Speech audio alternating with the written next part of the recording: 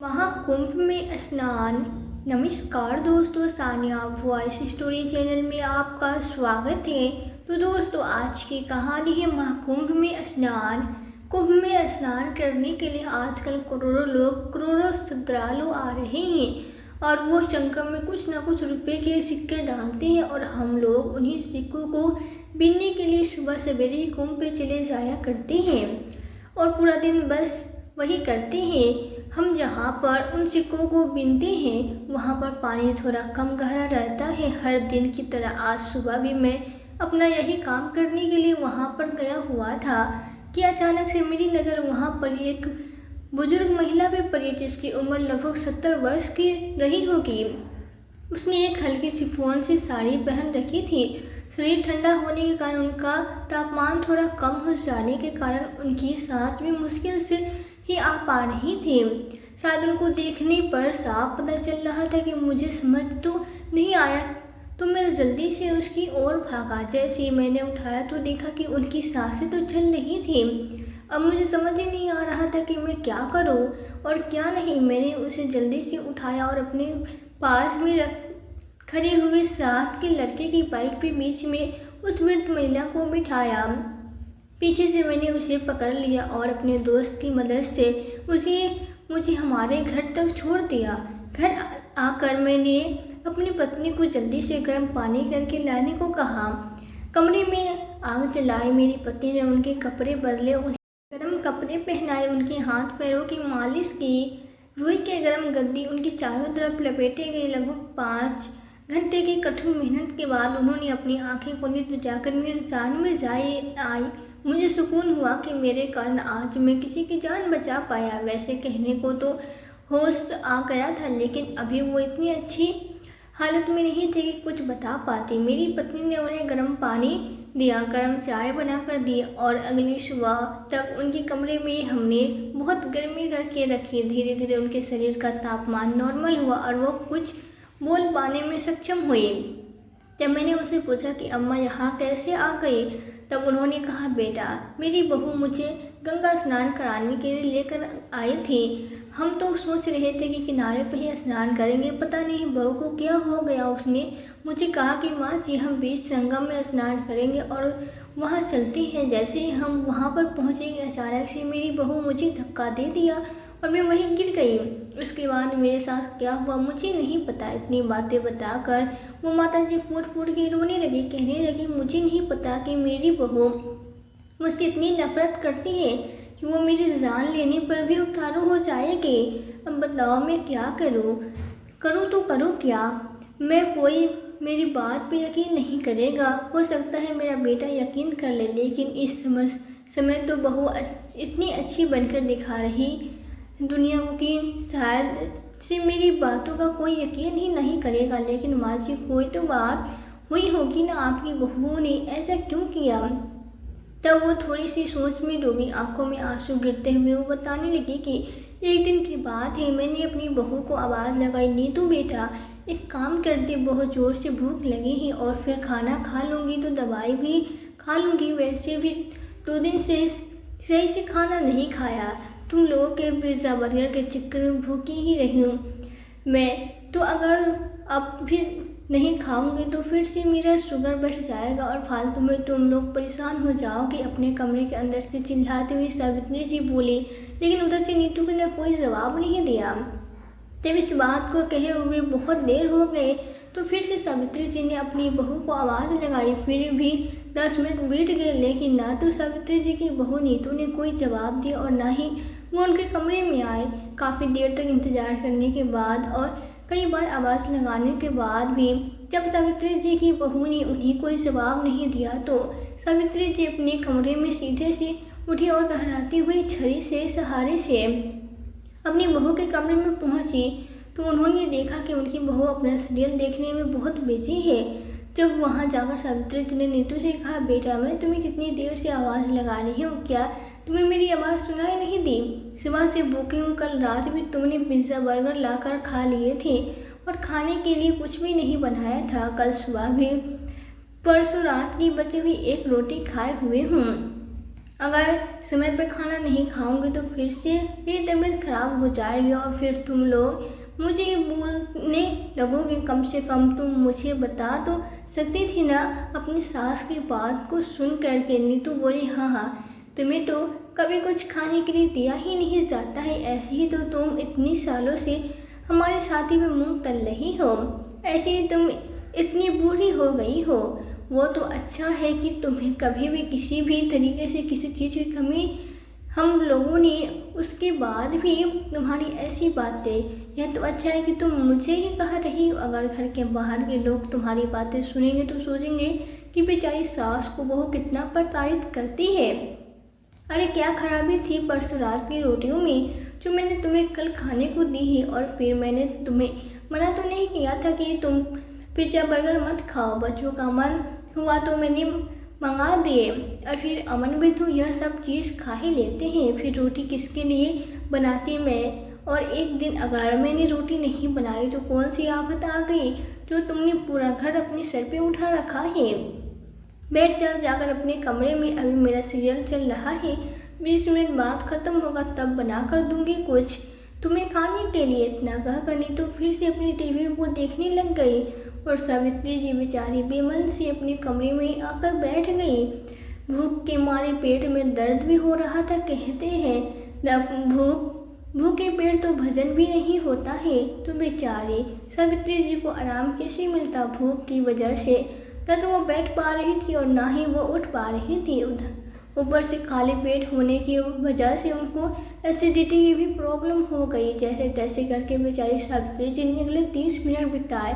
और फिर 30 मिनट बीत जाने के बाद जब नीतू बाहर नहीं आए तब सावित्री जी ने एक बार फिर से उसे आवाज़ लगाई। तो नीतू गुस्से में चिल्लाते हुए, अरे सुनाई देता है मुझे, बाहरी नहीं हूँ मैं जो चिल्लाए जा रही हूँ। कुछ देर में नीतू सावित्री जी के कमरे में आया। एक टूटी सी प्लेट में 2 सूखी रोटी, थोड़ा सा मिर्च का अचार रखकर बड़े जोर से प्लेट पर रखती हुई बोली, लो यह ठूस ले।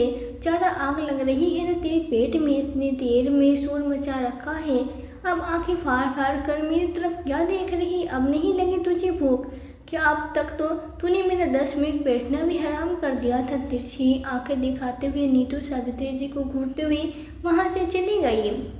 शाम को जब अमन अपने घर आया तब नीतू उससे बोली, देखो अमन, अपनी माँ को समझा देना। जब देखो तब सब लोगों के सामने मुझे नीचा दिखाने की कोशिश करती रहती है हमेशा। अरे बताओ, मैं पूरे दिन घर का काम नहीं करती क्या। ऐसी भी कौन सी चीज़ जो मैं उन्हें लाकर नहीं देती। ऐसे भी उनका कौन सा काम नहीं करती मैं। खाना बनाना, बच्चों का काम, तुम्हारा ऑफिस का नाश्ता, सब कुछ तो मैं ही करती रही हूँ ना। ऊपर से तुम्हारी माँ। अमन झुठलाता हुआ बोला, अब क्या हुआ नीतू, अब माँ ने क्या कह दिया तुमने भी बिल्कुल हद कर रखी। ऐसे भी तो माँ का स्वभाव नहीं कि उन्होंने तुमसे बिन बात के ही कुछ कहा होगा। अरे कोई तो बात रही होगी ना। मैं अपनी माँ को बचपन से जानता हूँ, ज़रूर तुमने ही कुछ कहा होगा। तुम जब देखो तब उसको कुछ न कुछ कहती रहती हो। हाँ हाँ, तुम्हारे लिए तो मैं ही पागल हूँ। तुम्हारी माँ बहुत अच्छी है। गुस्से में आग बोले होते ही मुंह बनाते हुए नीतू बोली, अगर मैं इतनी भी बुरी हूँ तो कह देना अपनी माँ से, अब खाना गर्म करके तुम्हें वही दे देगी और सुबह ऑफिस का नाश्ता भी वही तैयार कर देगी। मुझे उठाने की कोशिश मत करना। इतना कहकर नीतू चादर तान कर सो गई। अमन थका हारा पूरे दिन का काम करे वे अपने ऑफिस से आया था। उसने भी नीतू से ज़्यादा बहस करना उचित नहीं समझा, न ही उसने अपनी माँ को उठाया। वो किचन में जाकर खुद से खाना गर्म करने लगा। किचन में खटपट की आवाज़ सुनकर सावित्री जी बाहर आए और बोले, क्या हुआ अमन, तू किचन में क्या कर रहा है। अरे कुछ नहीं माँ, नीतू की तबीयत थोड़ी सी खराब थी तो मैंने सोचा खाना गर्म करके मैं खुद ही खा लेता हूँ। तब सावित्री जी बोली, बेटा अगर ऐसी बात ही तो तू मुझे आवाज़ लगा देता। चल तू डाइनिंग टेबल पर जाकर बैठ, खाना मैं गर्म करके लाती हूँ। सावित्री जी ने अमन को खाना गर्म करके थाली में लगा कर दिया और वहाँ बैठकर उसे बड़े प्यार से खाना खिलाया। इस बीच दोनों के बीच आपस में बातचीत भी हुई। अमन ने सावित्री जी से उनकी तबीयत के बारे में पूछा तो उन्होंने कहा कि ठीक हूँ बेटा, कोई दिक्कत नहीं है मुझे, बस थोड़ा सा शुगर बढ़ रहा है शायद। अमन बस मेरा आज सुबह से ही शुगर बढ़ रहा है। पर कैसे बढ़ रहा है माँ? कितनी बार कहा है आपसे कि अपना ध्यान रखा कीजिए, लेकिन आप हो कि अपना ध्यान ही नहीं रखती। पापा के जाने के बाद में कोई और क्या हमारे पास है? माँ, पापा को खो चुका हूँ, अब आपको नहीं खोना चाहता। हम सुबह ही डॉक्टर के पास चलेंगे। तब सावित्री जी बोली, अरे बेटा, इतनी चिंता की कोई बात नहीं है, तो चिंता मत कर।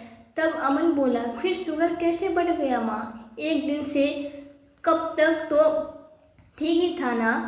तब सावित्री जी ने उसे सुबह की घटना बताई, लेकिन अमन को बड़ी हिदायत दी कि नीतू को कुछ ना बताए और गुस्सा ना करे। तब अमन ने भी अपनी माँ की बात मानी और अपनी पत्नी नीतू से अपनी माँ के सामने तो कुछ नहीं कहा, लेकिन उसने बाद में अपनी पत्नी को उसके लिए किए गए बर्ताव के लिए बहुत डांटा और समझाया भी कि अगर फिर से तुमने मेरी माँ के साथ ऐसा बर्ताव किया तो सोच लेना नीतू, अच्छा नहीं होगा। वैसे भी मेरे पिताजी की मौत के बाद माँ का कोई और नहीं है और माँ हम लोगों की जिम्मेदारी है, समझी तुम? अब अमन के सामने तो नीतू ने हमें गर्दन हिला दी, लेकिन जब ऐसे ही करके अब कुछ और समय बीत गया तो अमन ने भी अब समय के साथ नीतू की उस बात को भुला दिया। लेकिन नीतू के मन में अपनी सास के प्रति नफरत हर दिन बढ़ती जा रही थी। अमन के सामने तो वो अपनी सास को कुछ न कहती, लेकिन उसके मन में कुछ अलग ही चल रहा था। अब तो वो अपने बच्चों को भी सास के पास आने देती थी, ज़्यादा कुछ तो नहीं कहती थी, लेकिन किसी न किसी बहाने से वो अपने बच्चों को सास के पास नहीं जाने देती थी। एक दिन नीतू बाजार से सब्जी लेने के लिए गई हुई थी। सब्जी खरीद कर जैसे वो आगे की तरफ बढ़ी, उसके हाथ से सब्जी के थैले की एक तनी छूट गई और उसको संभालने के चक्कर में जैसे वो जल्दी से आगे की तरफ बढ़ी, सामने से आ रही एक महिला से वो टकरा गई। वैसे भी गुस्से में अपने घर से सब्जी लेने के लिए गई थी, ऊपर से सब्जी का थैला छूट जाने के कारण उसका गुस्सा और भी तेज हो गया और इसलिए वो बिना किसी को सामने की ओर देखे हुए तेजी से चिल्लाई। और जैसे ही उसने अपनी नज़रें उठाकर देखा तो सामने जो औरत खड़ी थी उसको देखकर वो थोड़ा चौंक गई और फिर एकदम से हंसते हुए उसे गले लगाते हुए बोली, अरे राधा, तू यहाँ कैसे? तू तो विदेश में थी ना? फिर अचानक से यहाँ पर दरअसल राधा नीतू की बचपन की सहेली थी, जिसकी शादी लगभग 2 साल पहले विदेश में हुई थी और शादी के बाद से नीतू का राधा से कोई कांटेक्ट नहीं था। इस तरीके से बाजार में अपनी बचपन की दोस्त राधा से मिलकर नीतू बहुत खुश हुई। वो उसे अपने साथ अपने घर ले आए। पहले तो राधा ने नीतू के घर जाने से मना किया, लेकिन जब नीतू ने ज़्यादा जोर दिया तो राधा भी उसके साथ घर आ गई। उसने राधा को बैठने के लिए कहा और खुद उसके लिए चाय पानी बनाकर लेकर आई, साथ में नाश्ता भी तैयार किया। नीतू की ऐसी हालत देखकर राधा ने उसे चढ़ाना शुरू कर दिया। वो अपने शहर की बड़ी बड़ी बातें उसको बताने लगी। नीतू भी राधा की बातों को बड़े ध्यान से सुन रही थी। राधा की एक एक बात नीतू के दिमाग में गहरा असर छोड़ रही थी। राधा उसे कहने लगी कि अगर उसकी कोई सहेली उसके घर आती है तो उसकी सास उसके घर का सारा काम करती है। वो तो रानी महारानी की तरह घर पे बैठी रहती है, कोई काम नहीं करती। हर हफ्ते किटी पार्टी में जाती है, हर 5वें दिन कुछ न कुछ नया खरीद कर लाती है। महीने में एक बार उसे गोल्ड खरीदना होता है। मूवी, सिनेमा हॉल, बस उसका तो यही काम है। वो तो अपने घर में ऐश करती है और उसकी सास और उसका पति उसके इशारों पे नाचता है। ना तो उसकी सास और ना ही उसका पति उससे घर का कोई काम करने के लिए कहता है। बस इसी तरीके से उसने नीतू को चिढ़ाना शुरू कर दिया। नीतू, जो कि अपनी सास से पहले ही दुखी थी, उसे राधा की बातों पर जैसे एकदम से यकीन हो गया। जैसे तैसे करके उसने राधा को नाश्ता कराया। कुछ देर बैठने के बाद राधा तो वहाँ से चली गई, लेकिन नीतू के मन में वो उसकी सास सावित्री जी के लिए नफरत के बीजों को और भी ज़्यादा पानी दे गई थी। शाम को अमन जब अपने घर से वापस आया तो नीतू मुँह बना हुआ था।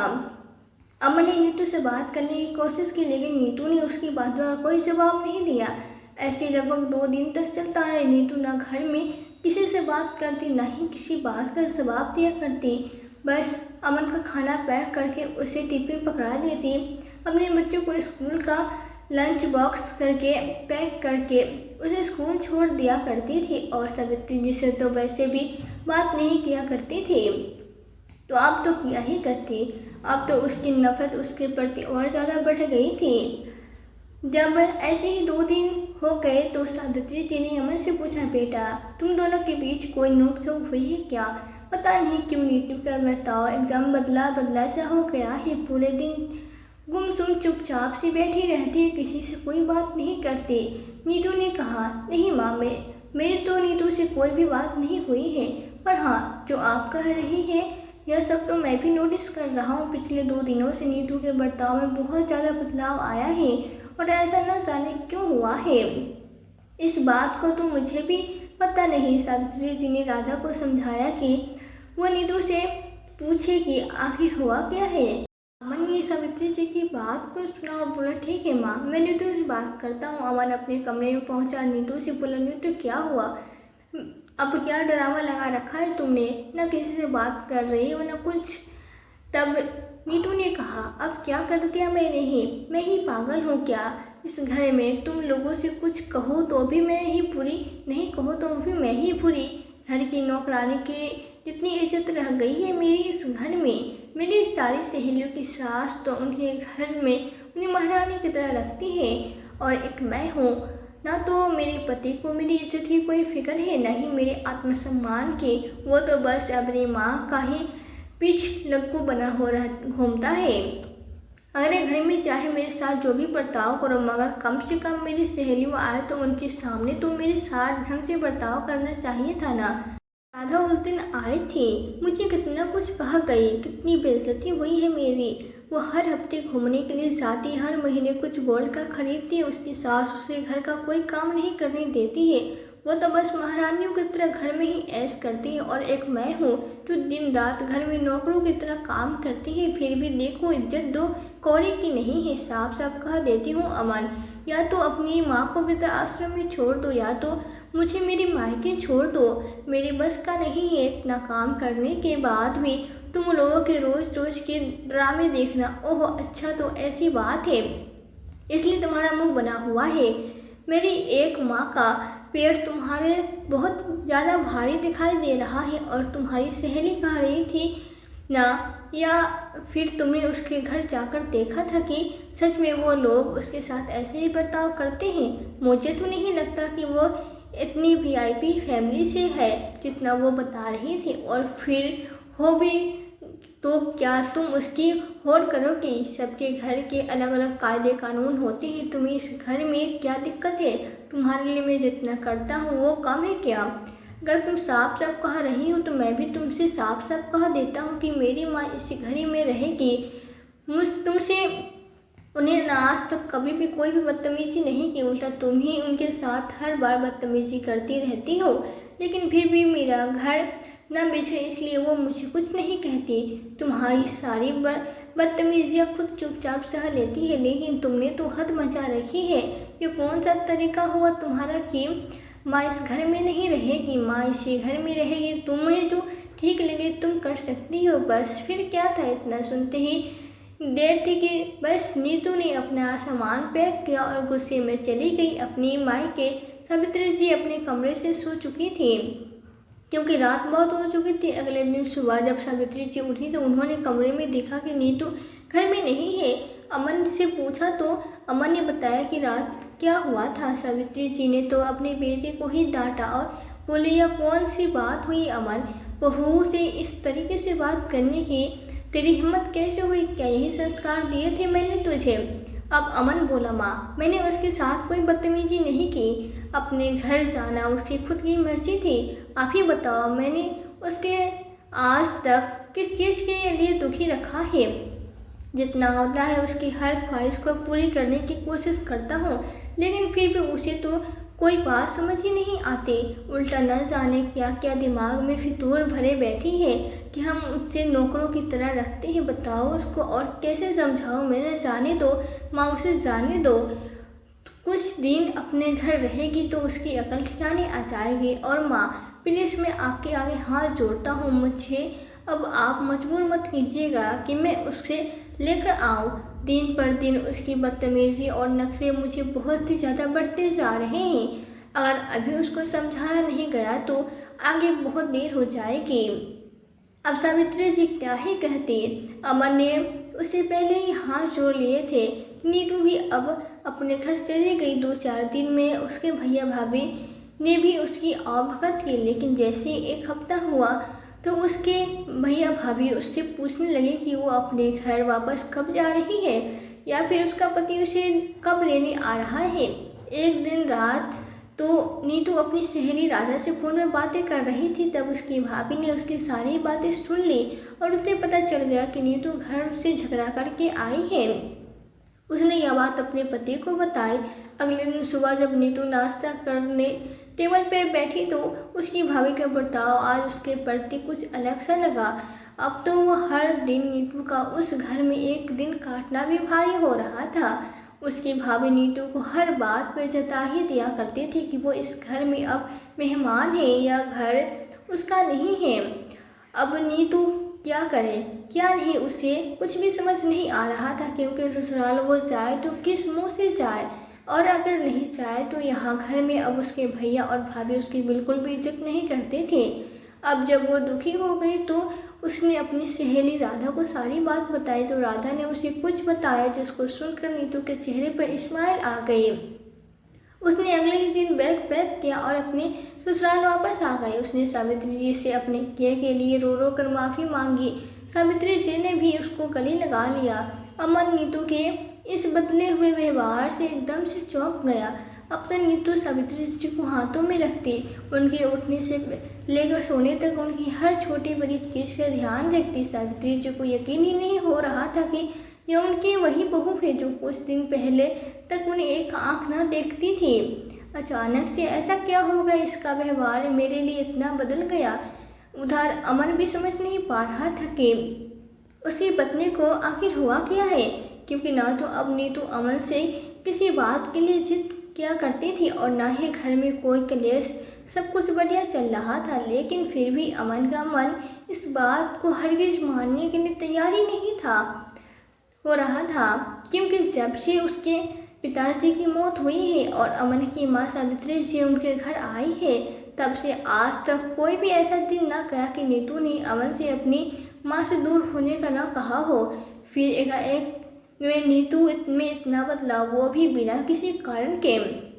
अमन को अपनी पत्नी नीतू पे शक करने के लिए मजबूर कर रहा था। और तो और अब तो नीतू अपनी सास सावित्री जी के पैर भी दबाती, जब तक वो न सो जाती उसकी बहुत सेवा करती। आज शाम को जब सारा काम खत्म करके नीतू अपने कमरे में आई तो अमन ने उसे पूछा है लिया कि नीतू तुम्हारी तबीयत ठीक है क्या? मेरा मतलब है कि तुम्हारी याददाश्त खराब तो नहीं हुई है ना?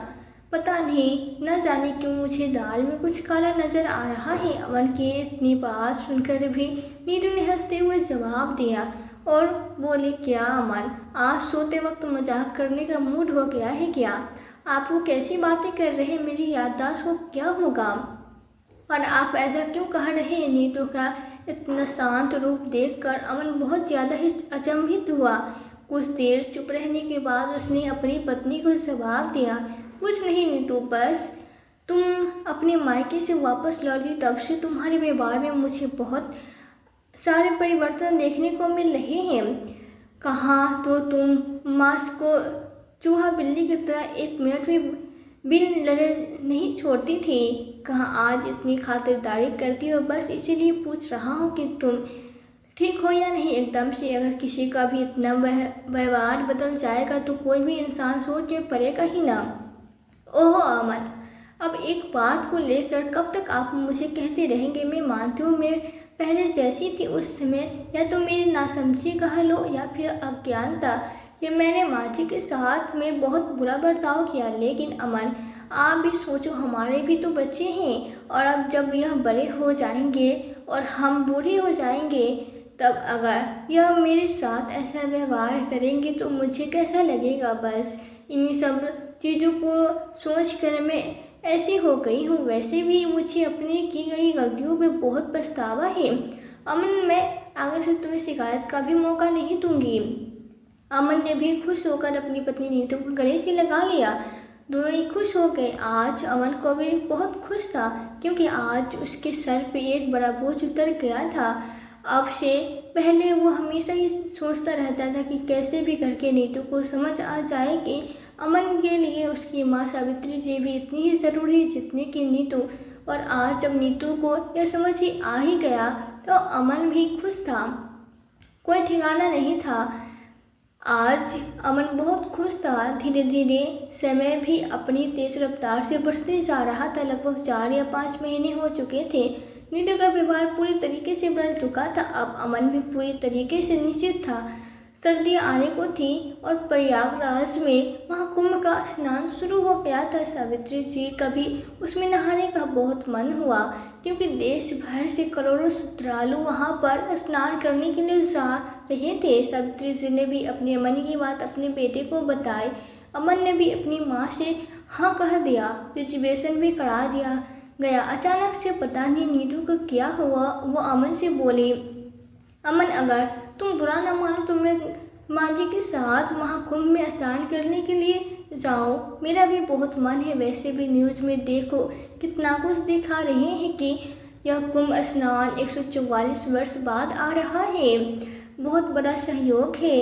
और फिर आपको भी तो काम ही रहता है ना, माँ जी के साथ मैं चली जाऊंगी। अमन को भी इस बात से क्या ही दिक्कत होती, सो उसने भी इस बात के लिए हाँ कर दिया। नीतू के लिए हाँ करने से पहले उसने एक बार अपनी माँ से पूछा था कि नीतू के साथ जाने में कोई दिक्कत तो नहीं है। और उस वक्त सावित्री जी ने भी हाँ कह दिया कि बेटा मुझे क्या दिक्कत होगी, अगर बहू जाने चाहती है, वैसे भी तेरे से ज़्यादा अच्छा ख्याल तो मेरी बहू ही रख रही है ना।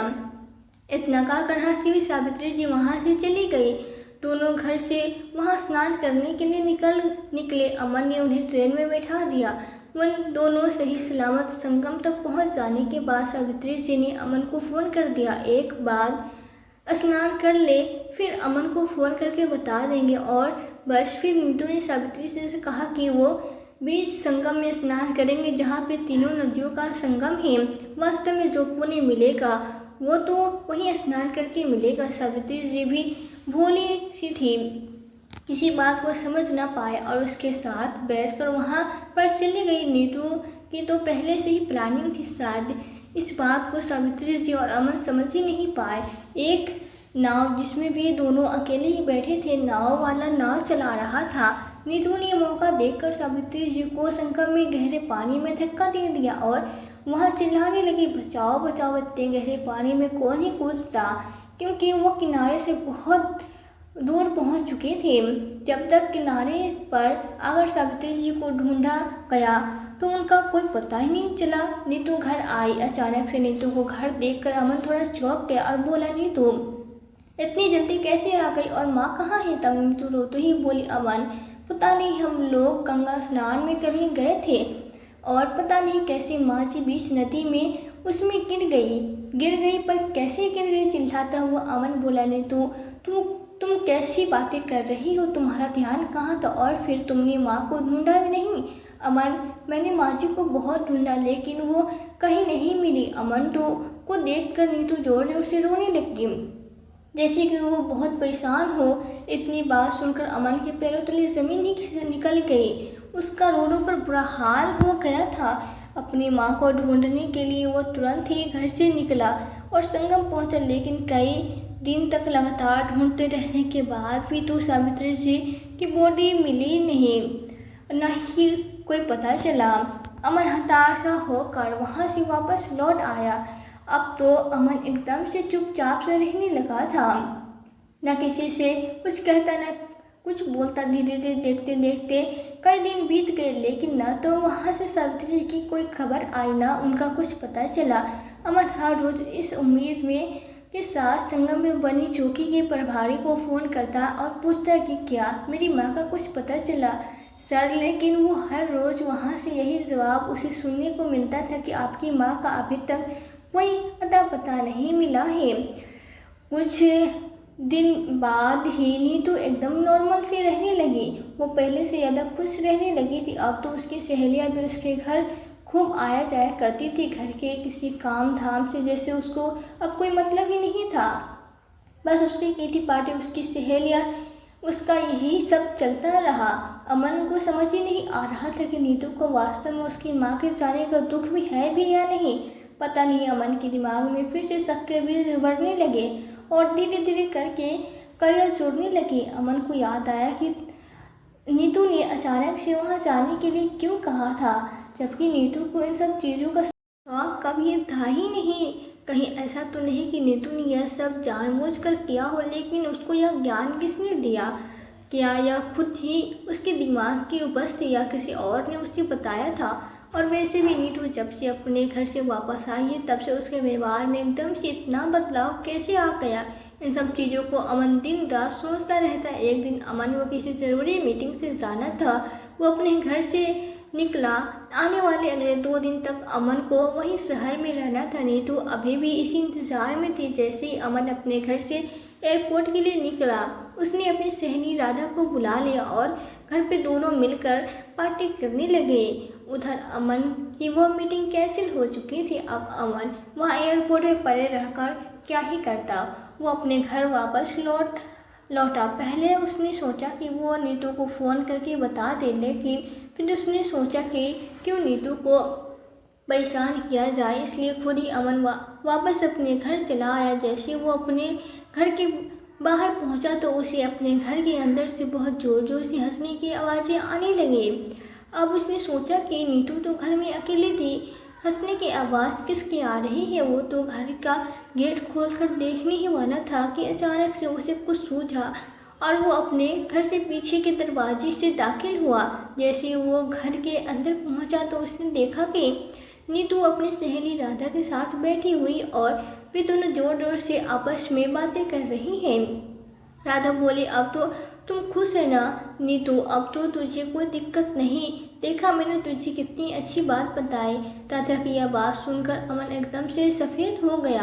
तभी उसे नीतू की आवाज़ सुनाई दी। नीतू बोली, हाँ यार, अगर तू न होती तो मेरा क्या होता? पूरी ज़िंदगी उस बुढ़िया को अपनी छाती पर झेलना पड़ता। अब एक ही तीर से 2 निशाने हो गए। बुढ़िया इस घर से चली गई और मैं अमन की नज़रों में भी बनी रही। अच्छा हुआ जान छूटी। दिन रात चिक चिक लगाए रहती थी। नीतू और राधा की बातें सुनकर अमन को अपने कानों पर जैसे विश्वास ही नहीं हो रहा था। उसे यकीन ही नहीं हो रहा था कि उसकी खुद की पत्नी ने उसकी माँ को घर से निकालने के लिए अपनी सास की जान लेने से एक कदम पीछे नहीं हटी। अमन ने अपने फ़ोन का कैमरा निकालकर वीडियो रिकॉर्ड करना स्टार्ट किया। धीरे से वो कमरे के बाहर पहुंचा, थोड़ा सा दरवाज़ा खोला और वीडियो बनानी शुरू कर दी। तभी राधा बोली, अच्छा यह बताओ कि तूने उस बुढ़िया को ठिकाने कैसे लगाया? तब नीतू ने उसे सारी बातें बताई कि कैसे वो अमन की नज़र में अच्छी बनी और फिर खुद ही अमन को कुंभ न जाने दिया। अपनी सास के साथ खुद गई। उसकी सास तो संगम के किनारे पर ही स्नान करना चाहती थी, लेकिन नीतू ने ही उनको उकसाया कि वो बीच नदी में जाकर स्नान करे। बस थोड़े से धक्के से सांस नीचे गिर गई। सारी बातें सुनकर अमन को अपने आप पे काबू न रहा। वो जोर से चिल्लाई, नीतू तुम्हें यकीन नहीं हो रहा कि तुम मेरी माँ से पीछे छुड़ाने के लिए इस हद तक जा सकती हो? और उसने लगातार 2-4 थप्पड़ नीतू को लगा दिए। राधा ने जैसे ही बीच में आने की कोशिश की तो उसने उसे घूरता हुआ बोला, निकल जाओ मेरे घर से। शुक्र मना समझो कि मैं तुम्हें कुछ नहीं कह रहा हूँ। और हाँ, या मत सोचना कि तुम्हें मैं ऐसे ही छोड़ दूंगा। कल ही मैं इस पर केस करूंगा, फिर बताऊंगा मैं तुम्हें कि कितनी दिमागदार हो।